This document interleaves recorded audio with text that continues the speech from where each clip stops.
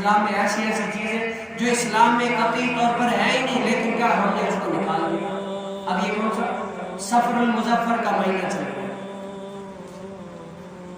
سفر کے مہینے میں برکت والا ہے، کیوں؟ اس میں ہمارے آقا اعلیٰ حضرت رحمۃ اللہ تعالیٰ علیہ کی پیدائش ہے۔ ہم سنیوں کا تو سمجھو یہ خوشی کا دن ہے کہ ہمارے مسلک کے امام جو ہے نا اس مہینے میں پیدا ہوئے، لیکن کیا وہ پچھلے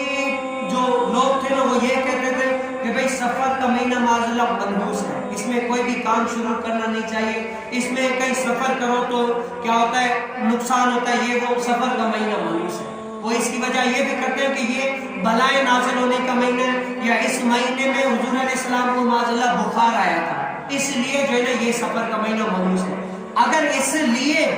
سفر کا مہینہ منحوس ہے تو معاذ اللہ ربیع الاول تو اس سے زیادہ منحوس ہونا چاہیے، کیوں؟ اس میں تو حضور علیہ السلام ظاہری طور پر اس دنیا سے پردہ فرما کر گئے ہیں۔ سفر کے مہینے میں اگر حضور علیہ السلام کو بخار آیا تھا، یہ مہینہ منحوس ہے، تو ربیع الاول میں تو حضور علیہ السلام معاذ اللہ اس دنیا سے چلے گئے تھے، تو یہ ربیع الاول تو اس سے بھی زیادہ منحوس ہونا چاہیے تھا۔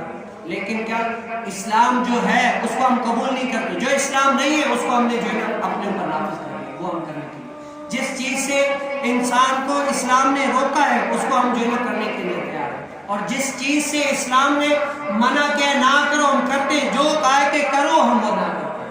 ابھی تک ہم جو ہے جہالتوں میں پڑے ہوئے، ابھی تک ہم نے اپنے اوپر اسلام